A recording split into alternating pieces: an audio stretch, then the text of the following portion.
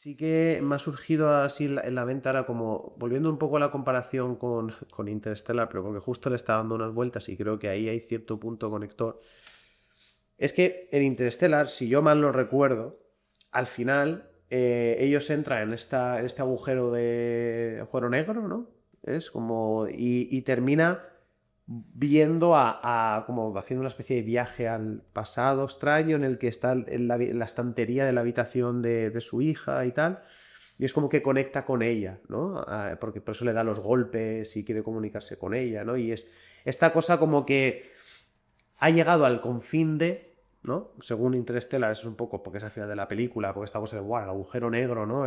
¿Dónde nos lleva? ¿Qué es esto?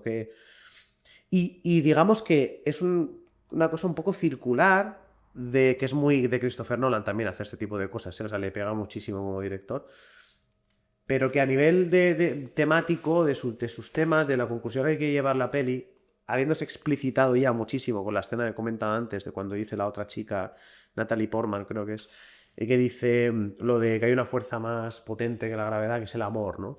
Y de algún modo como que te está cumpliendo esa tesis un poco, demostrando un poco al final de la película que realmente, exacto, llega al ya, Matthew McConaughey llega al final de todo, se mete en el agujero negro, y a dónde llega, a donde empezó la película, ¿no? ¿Y cuál es la conexión? El amor por su hija, ¿no?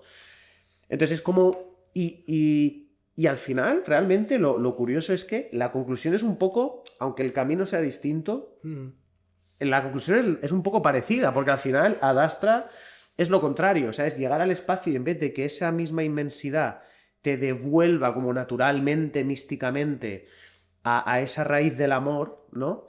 Aquí lo que está haciendo es lo contrario, te está rechazando, o sea, de manera violenta y desesperanzadora y completamente eh, desoladora, pero en ese rechazo te está de algún modo diciendo eso, ¿no? Que Vuelve a casa. debes volver a casa, debes buscar el amor, pero el mensaje es, digamos, entre muchas comillas, parecido, porque al final se realza un poco esa cosa de busquemos el amor, generemos conexión, es lo más importante, es lo más tal, pero el camino es mucho más distinto.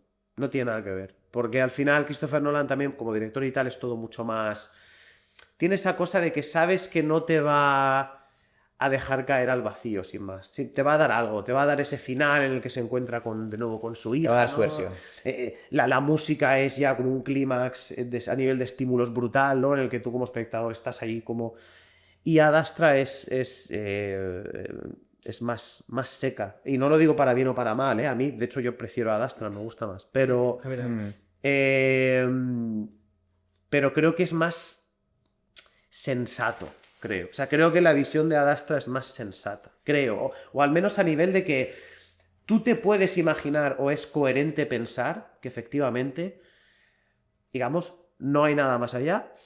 Esto es lo que hay, porque eso ya lo sabemos, entre comillas, eso ya lo tenemos. Ya tenemos el hecho de saber que por mucho que exista la ilusión o la quimera de la exploración, de la investigación, del avance, la realidad implícita es que esa frontera sigue estando ahí y sigue sin contestar y seguimos enfrascados en nuestros dramas humanos y nuestras movidas, ¿no? Eso ya lo sabemos. Y eso es lo que de algún modo te está reconfirmando a Dastra. Y llevándotelo al límite y diciéndote, mira, ¿hasta dónde estamos aquí? ¿En Júpiter era? ¿O Neptuno al final. Neptuno, Pasa correcto. Júpiter y Saturno. Neptuno. Y no, olvídate, no sigas porque aquí no hay nada más que un hombre loco dispuesto vamos, a matar a su propio hijo por. ¿No? Y Interstellar es, pues eso, lo contrario, es más como diciendo, no, al final del espacio del todo no te preocupes que el amor te va a salvar, ¿no? Que está todo conectado y que es un mensaje chulo también, ¿eh? Y valioso y se pueden sacar muchas reflexiones de ahí. Pero yo creo que ese contraste que le da a Astra a mí me parece más sensato. James Gray es judío. Es judío. Que lo estaba mirando y a raíz de esto estaba pensando justo con lo que estabas comentando. Que ese. Si no me equivoco, Nolan sí que no es de origen judío, ¿no? Que no. Pero bueno, el. Es. Vamos, son muy abundantes los directores y actores de origen judío. Es algo, Hollywood es Sí, básicamente una industria judía. Sí, Eh, sí, muchísimo. la cuestión es que la idea del viaje a la tierra del padre, hemos hablado de mitología clásica y tal, pero en el imaginario judío es algo muy presente.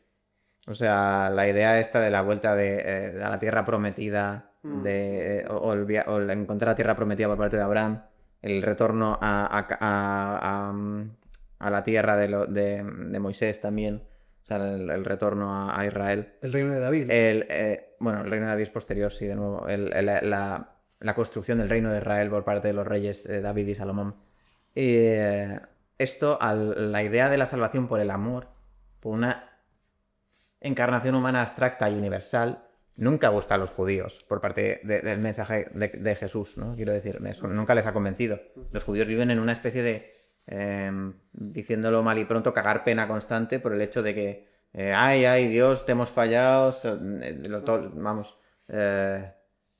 yo lo digo como un gran admirador de la literatura judía en general. O sea, uno coge los salmos y los salmos son alabanzas de pena, muchas veces de llanto, ¿no? Y eso es a lo que se dedican en las sinagogas principalmente, a recitar y a cantar y tal, sobre esta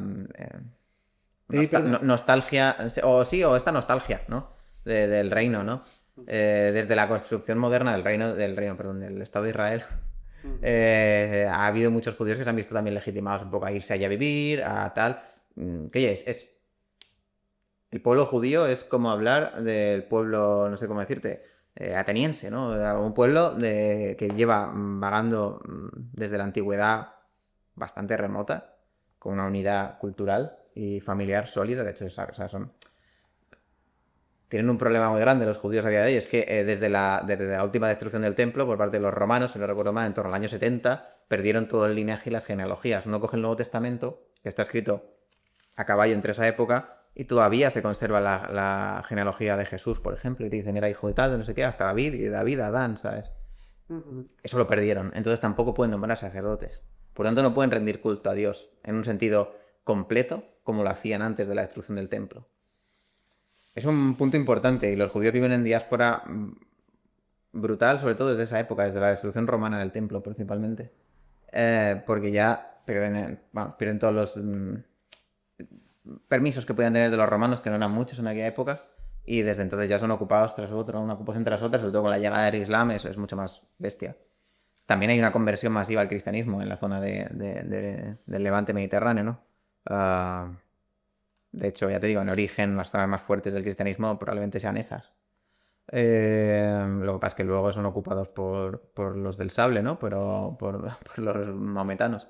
Pero la cuestión de fondo es que eso, un judío siente como un desgarro interior y, en mi opinión, la cultura judía está muy vinculada a la cultura del rechazo del padre por parte del hijo. Es decir, hay una frase que dice, los hijos sufren los pecados de los padres, eso lo dice en la peli. Sí. Es una idea muy judía. O sea, eso es una idea de decir tú eres leproso y tú no te voy a tocar, ¿sabes? En plan, porque es que no es la purificación y limpiarse, todo esto de los fariseos y demás que se ven en el Evangelio desde la... Hay cosas que bueno, pues obviamente, si es judío, igual no es ni practicante, no lo he dicho porque lo he buscado, no lo sabía. Sí que hay cosas que dices, tienen destellos de este amor universal cristiano y otros destellos de este lamento judaico que bueno, obviamente pues crea imágenes muy muy bonitas en la película y en el cine y en el arte en general. Sí, no, ya has dicho una cosa muy interesante, que es que el judaísmo aparece hace 5.000, 6.000 años, o sea, no se sabe. No se sabe. Y el mito que se recoge de manera oral durante esos primeros miles de años, o sea, todas las mitologías religiosas, todas las historias se pasan de manera oral y se van filtrando. Hay quien apunta que se pierden casi al comienzo del Neolítico, ¿no? Y de hecho, ya hemos hablado aquí, ¿no? En el podcast anterior de Hasta el último hombre, de que el propio Génesis guarda unas similitudes bestiales con todas las hipótesis mejor aceptadas sobre la explicación del comienzo del Neolítico, etcétera, ¿no? O sea que... Y al final, como Jesús es el rey de los judíos, básicamente, y nosotros adoptamos el Antiguo Testamento, etcétera, nosotros somos también depositarios de todo ese legado. O sea, nuestra civilización ha recogido esa información codificada a través de ese proceso de filtración desde el inicio del pueblo judío hasta hasta el nacimiento del cristianismo. Y esto es lo que hace que, en definitiva, aunque no somos como otras civilizaciones como la China, donde sí que ha habido una mayor preservación, por así decir, de una institucionalización continuada de esas formas culturales en formas de Estado, etcétera. O sea, ha habido una continuidad en la civilización china o la India, etcétera, que nosotros no hemos tenido. Sin embargo, nuestro bagaje filosófico es tanto o más antiguo, yo diría incluso, ¿no? que la de las civilizaciones occidentales, ¿no?